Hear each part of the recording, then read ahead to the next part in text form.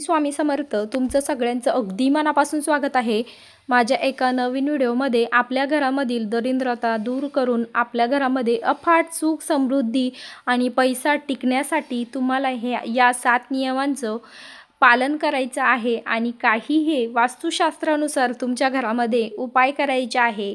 तुम्ही दिवस रात्र कष्ट करतात, रक्ताचं पाणी करतात, घाम गाळतात, पण तरीसुद्धा तुमच्या घरामध्ये सुख समृद्धी टिकून राहत नाही आहे. तुमच्या हातात आलेला पैसा पाण्यासारखा वाहून जातोय. तुम्हाला माहिती आहे का, यामागं तुमची मेहनत कमी पडत नाही आहे, तर तुम्ही तुमच्या रोजच्या आयुष्यात नकळतपणे अशा 7 मोठ्या चुका करत आहे. अशा 7 नियमांचं उल्लंघन करत आहे, ज्याचा थेट परिणाम तुमच्या नशिबावर होतोय. वास्तुशास्त्रात आणि आपल्या प्राचीन ग्रंथांमध्ये स्पष्ट सांगण्यात आलं आहे की जे लोक या नियमांचं उल्लंघन करतात त्यांच्या घरामध्ये आजारपण, दरिद्रता, ग्रहकलेश आणि सतत पैशांची अडचण राहते. मग हे कोणते 7 नियम आहेत आपण प्रत्येकाने आपल्या घरात पाळायलाच हवेत आणि या कोणत्या चुका आहेत ज्या तुम्ही टाळायला पाहिजे, हे आज आपण अगदी सविस्तर माहिती जाणून घेणार आहेत. पहिला नियम म्हणजे आपल्या घरात साचलेली नकारात्मक ऊर्जा दूर करण्यासाठी दररोज संध्याकाळी आपल्या पूजेच्या वेळी किंवा आठवड्यातून किमान 3दा देवघरामध्ये सर्व खोल्यांच्या कोपऱ्यांमध्ये कापूर आणि त्यात 2 अखंड लवंग घालून जाळायचे आहे व त्याचा सात्विक धूर संपूर्ण घरात फिरवायचा आहे, ज्याच्यामुळे कोणतीही वाईट शक्ती, करणी बाधा किंवा अस्वस्थता टिकत नाही आणि घरामध्ये प्रसन्नता वाढते. दुसरा महा उपाय म्हणजे घराच्या मुख्य उंबरठ्यावर ही साक्षात माता लक्ष्मीच्या आणि कुलदैवताच्या आगमनाची पवित्र जागा असते.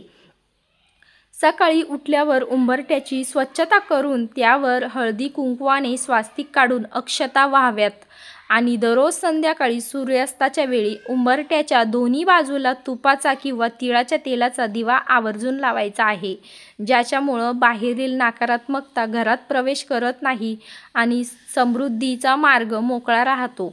तिसरा उपाय म्हणजे स्वयंपाकघराशी संबंधित असून रोज सकाळी स्वयंपाक सुरू करताना तवा गरम झाल्यावरती त्यावर दुधाचे काही थेंब शिंपडायचे आहे आणि त्या दिवशी बनवलेली सर्वात पहिली पोळी किंवा भाकरी बाजूला काढून त्यावर थोडं गूळ व तूप ठेवून ती गायीला खायला द्यायची आहे, ज्याच्यामुळे घरातील सर्व अन्नपूर्णा दोष व ग्रहदोष शांत होऊन घरात कधीही अन्नधान्याची आणि पैशांची कमतरता भासत नाही. चौथा नियम म्हणजे झाडूबद्दल आहे. झाडू हे प्रत्यक्ष लक्ष्मीचं प्रतीक मानलं जातं. सूर्यास्तानंतर घरात कधीही झाडू मारू नका, झाडूला पाय लावू नका, झाडू उभा ठेवू नका किंवा पलंगाखाली ठेवू नका, तर तो नेहमी बाहेरील व्यक्तीच्या कुणाच्याही नजरात पडणार नाही अशा स्वच्छ ठिकाणी तुम्हाला झाडू ठेवायचा आहे, ज्याच्यामुळे विनाकारण होणारा खर्च व पैशांची अफाट उधळपट्टी त्वरित थांबते. पाचवा उपाय म्हणजे तिजोरीच असून पैशांची तिजोरी नेहमी उत्तर किंवा पूर्व दिशेला ठेवायची आहे. आणि तिजोरीमध्ये एक पिवळ्या रेशमी वस्त्र, 2 अखंड पिवळ्या वस्त्रामध्ये 2 हळकुंड, पवित्र कवड्या, 2 लाल गुंज आणि तांब्याचे किंवा चांदीचे 1 नाणं बांधून त्याची पोटली थोड्या सुगंधी अत्तर मारून तिजोरीमध्ये ठेवायचे आहे, ज्याच्यामुळे धन वेगाने आकर्षित होऊन घरात स्थिर लक्ष्मी अखंड वास राहतो. 6वा उपाय म्हणजेच दररोज सकाळी घराच्या छतावर किंवा गॅलरीमध्ये पक्ष्यांसाठी दाणे आणि पिण्याचं पाणी ठेवणे, तसंच रात्रीच्या वेळी कुत्र्याला तेल लावलेली पोळी खायला देणे, ज्याच्यामुळे कुंडलीतील राहू, केतू आणि शनीचा सर्व अशुभ प्रभाव क्षणामध्ये शांत होऊन शत्रुपीडा दूर होते आणि अडकलेली कामे वेगाने पूर्ण होतात.